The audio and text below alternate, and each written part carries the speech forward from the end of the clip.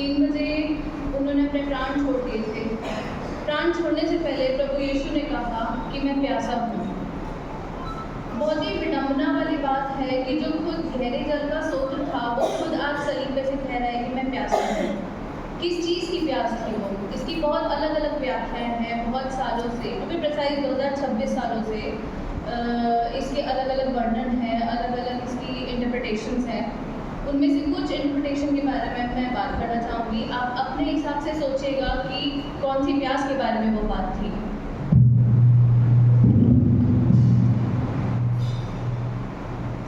पहला इंटरप्रिटेशन जो कहलाता है वो ये कि ये भविष्यवाणी का पूरा होना था, क्योंकि बहुत साल पहले ही जब ये सब हुआ भी नहीं था उससे पहले ही ये लिखा जा चुका था। अगर मैं रेफरेंस से बात करूँ तो भजन संहिता 69:21 उसमें ये लिखा गया था कि वो प्यासा होगा उसे सिरका दिया जाएगा।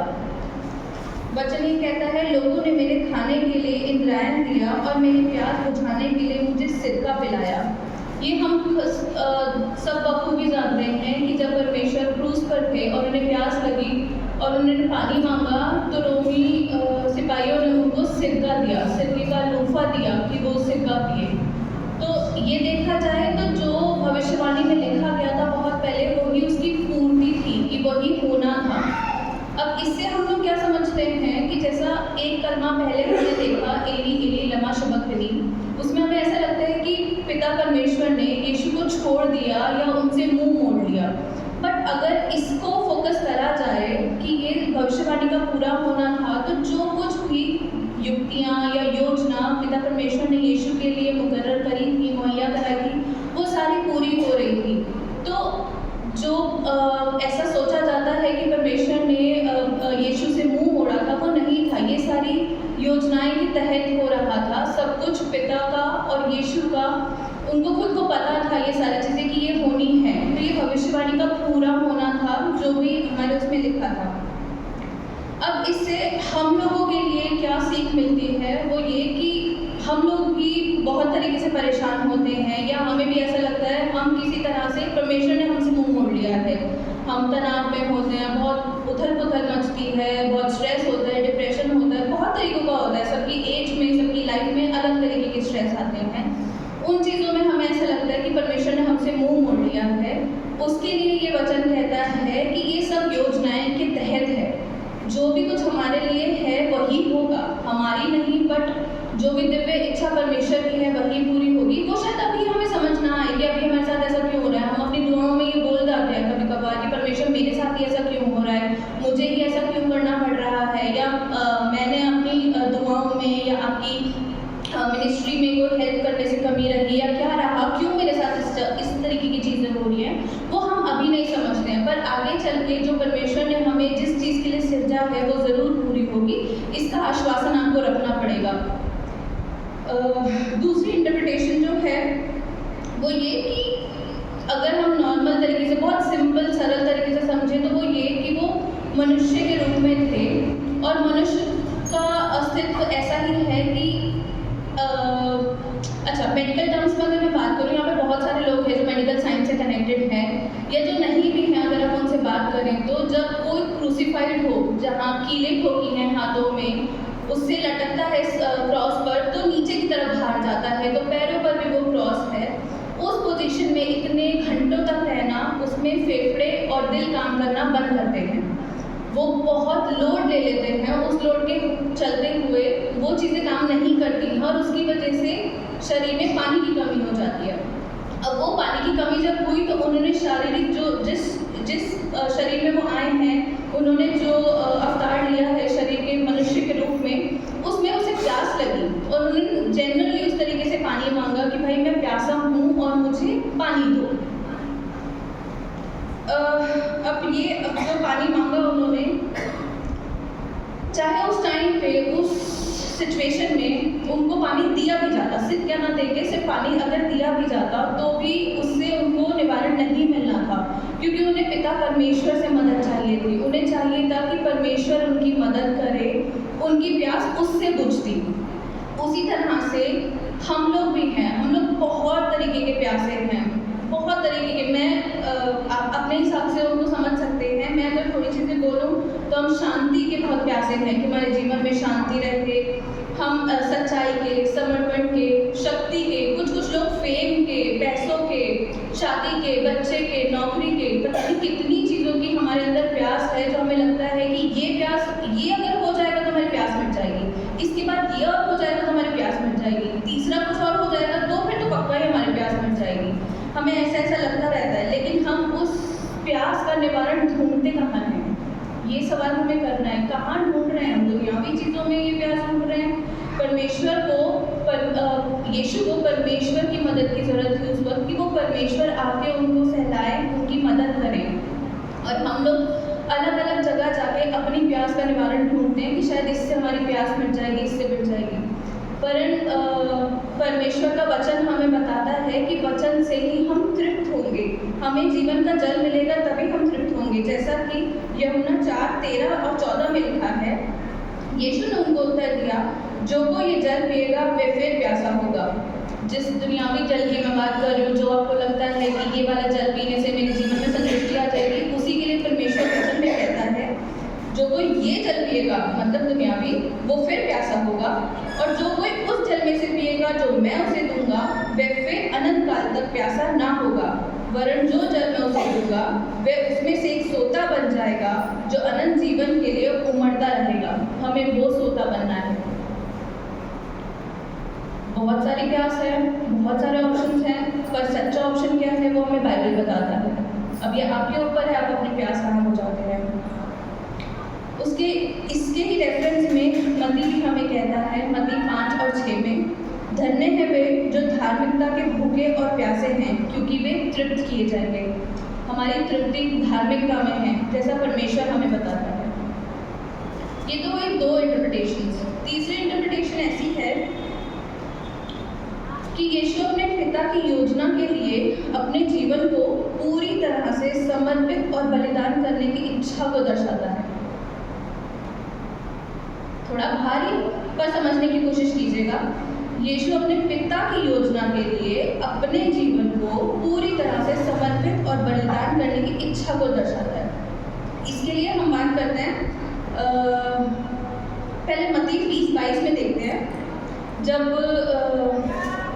पीड़ा का जो प्याला था, जो गतसमनी बाग में यीशु मसीह दुआ करते हैं परमेश्वर से, उस प्याले के लिए, उसके रेफरेंस में मत्ती 20 और 22 कहता है, तुम नहीं जानते कि तुम क्या मांगते हो, जो कटोरा मैं पीने पर हूँ क्या तुम पी सकते हो? इसी प्रकार यूहन्ना 18 और 11 में कहा, जो कटोरा पिता ने मुझे दिया है क्या मैं उसे ना पीऊँ?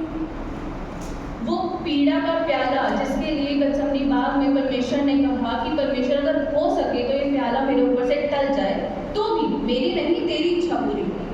वो प्याला, उन्हें पता था कि ये बहुत ही पीड़ादायक है, बहुत दुखदायी है, सारी चीज़ें उनको पहले से पता थी, बट फिर भी उनको अगर ऐसा लगा कि मैं शायद ये नहीं पी पाऊँगा, और परमेश्वर से उन्होंने ये अपनी पीड़ा उनके सामने रखी और उनको बोला कि अगर हो सके तो ये प्याला मेरे ऊपर से टल जाए, पर फिर भी मेरी नहीं तेरी इच्छा पूरी।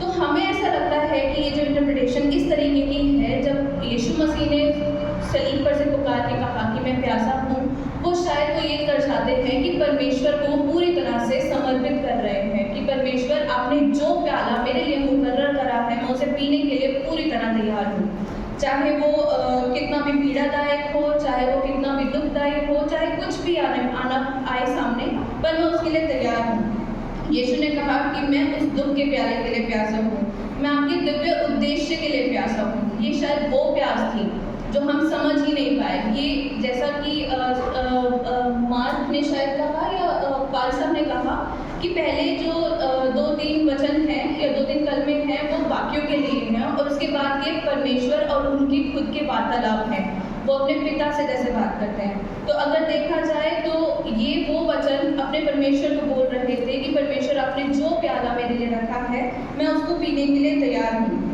और इसको पीने के बाद ही सारी चीज़ें जो भी रखी गई थी या होनी थी, जैसा परमेश्वर और पिता का यहाँ पे आने का, धरती पे ये अवतार लेने का जो भी कुछ सोचना था वो पूरा होना था। और इसकी पुष्टि होती है अगले 2 कलमों में जो परमेश्वर ने सलीब से बोली थी। इसकी बाद का कलमा बोला कि तमाम हुआ, और उसके बाद बोला कि मैं अपनी रूह आपके हाथों में सौंपता हूँ, क्योंकि उसे पता था कि ये प्याला जो मुकर्रर हुआ है मेरे लिए, मैंने इसको पिया, इसके पीने से ही सारी चीज़ें तमाम होंगी। जो कुछ भी अब तक होता आया है, जब तक ये ना हो जाए ये पूरा नहीं होगा। और इसीलिए जो रेफरेंस हमें अभी दिया गया है इसमें यूहन्ना 19:28,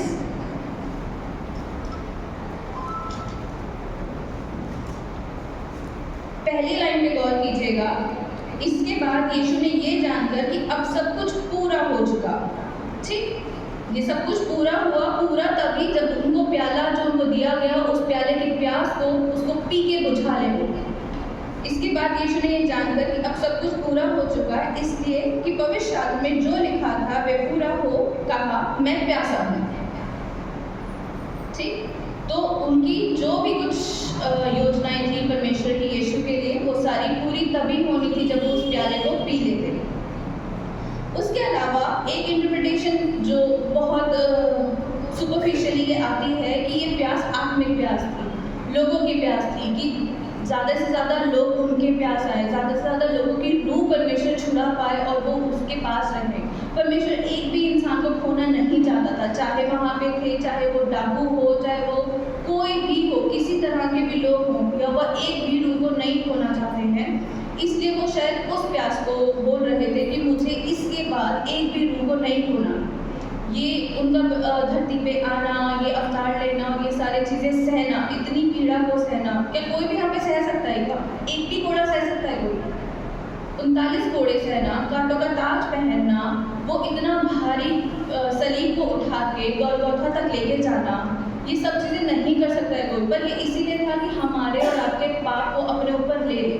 बट इसके बाद भी वो ये चाहता है कि अब दोबारा से वो चीज़ ना हो कि ये अवतार लेने की जरूरत पड़े, वो एक एक रूह को बचाना चाहता था। तो ये वो आत्मिक प्यास थी कि सब लोग मुड़े और मेरी तरफ ध्यान दें। यीशु तो हमारे विश्वास, प्रेम, समर्पण, संबंध की प्यास है, वो रहेगी, हमेशा रहेगी। ये आपके ऊपर है कि आप वो प्यास कैसे बुझा रहे हैं, किस तरह से बुझा रहे हैं। ये सारी चीज़ें अब आपने समझी कि परमेश्वर की प्यास क्या, किस इंटरप्रिटेशन को आप अपने हिसाब से लेते हैं और उसके लिए आपको क्या करना है। अब अगर मैं आपसे पूछूं कि अगर आपको ये अवसर दिया जाए कि परमेश्वर जिस वक्त क्रूस पे थे और उन्होंने बोला कि उन्हें प्यास लगी है, तो क्या आप उनकी प्यास बुझाने के लिए उन्हें पानी देते? कितने लोग देते? कोई भी नहीं। मुझे कोई हाथ नहीं दिख रहे। क्या कोई उनको पानी पिलाने के लिए उनकी प्यास, पानी पिला के उनकी प्यास नहीं बुझाता?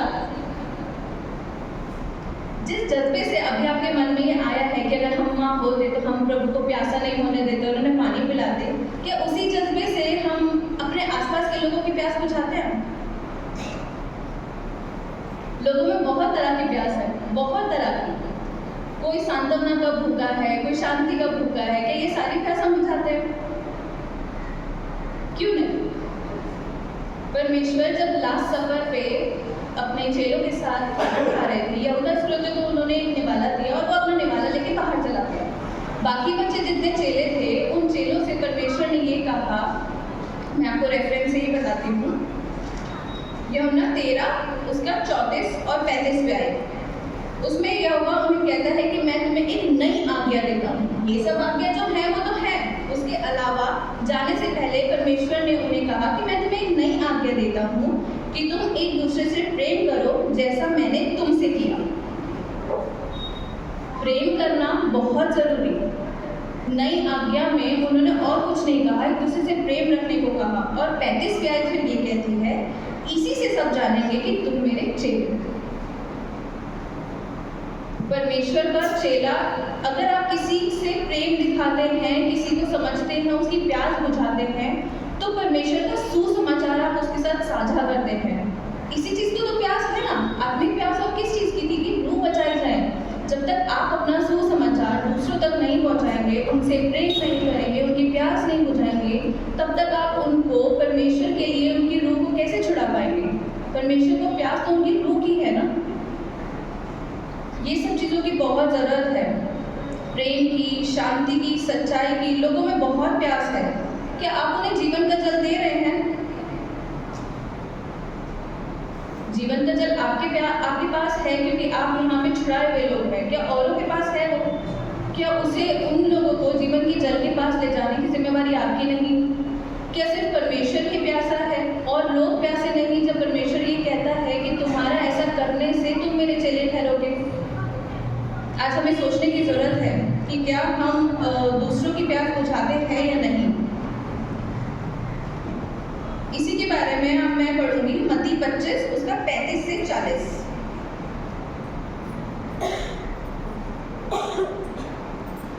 और ये जरूरी क्यों है इसका रेफरेंस दे रही हूँ मैं आपको कि हमें किसी दूसरे की प्यास क्यों बुझानी है, हमें दूसरे के साथ ऐसा क्यों रहना है। मत्ती 25:35 ये कहता है, क्योंकि मैं भूखा था और तुमने मुझे खाने को दिया, मैं प्यासा था और तुमने मुझे पानी पिलाया, मैं परदेसी था और तुमने मुझे अपने घर में ठहराया, मैं नंगा था और तुमने मुझे कपड़े पहनाए, मैं बीमार था और तुमने मेरी सुधि ली, मैं बंदी गृह में था और तुम मुझे मिलने आए। ठीक, परमेश्वर ने ये सारी चीजें कही। तब धर्मी उसे उत्तर देंगे, हे प्रभु, हमने कब तुझे भूखा देखा और खिलाया, या प्यासा देखा और पानी पिलाया, और हमने कब तुझे परदेसी देखा और अपने घर में ठहराया, या नंगा देखा और कपड़े पहनाए? हमने कब तुझे बीमार या बंदी गृह में देखा और तुझसे मिलने आए? ठीक, परमेश्वर ये कह रहे हैं कि मुझे तुमने ऐसा सब कुछ किया, और धर्मियों से उत्तर दे रहे हैं कि हमने तो ऐसा किया ही नहीं, आप तो कभी आए नहीं, आप ना भूखे रहे, आप ना प्यासे रहे, आप ना बंदी गृह में रहे, कहीं भी नहीं रहे। उसमें उन्हें उत्तर मिलता है, मैं तुमसे सच कहता हूँ कि तुमने जो मेरे इन छोटे छोटे भाइयों में से किसी एक के साथ किया, वह मेरे ही साथ किया। ठीक, तो सिर्फ परमेश्वर की प्यास के साथ साथ जो अपने आसपास के लोग हैं उनकी प्यास भी बुझाने की कोशिश करनी है, उनको वो जीवन का जल देना है जो आपके पास है, जो आपको मिला है। उसके साथ साथ परमेश्वर की, यीशु की जो प्यास है आपकी धार्मिकता के लिए, जैसा मत्ती बताता है हमें कि धन्य हैं वे लोग जो धार्मिकता के भूखे और प्यासे हैं। आज हमें दुआ करने की जरूरत है और ये जांचने की जरूरत है कि क्या हम अभी भी प्यासे हैं। हमें अभी भी वो जीवन का जल नहीं मिला, हमें नहीं मिला तो हम दूसरों को कैसे देंगे? पहले हमें जांचना है कि क्या हम अभी भी प्यासे हैं, क्या हम दूसरों की प्यास मिटाने के लिए सक्षम हैं। ये सारी चीज़ें मैं आपके ऊपर सौंपती हूँ और लास्ट में बस ये दुआ करती हूँ कि परमेश्वर हम आपके पास आते हैं आपसे ये उम्मीद के साथ कि आप हमारी प्यास बुझाएं और हमें दूसरों की प्यास बुझाने का साधन बनाएं। यीशु मसीह के नाम में और कलीसिया ने कहा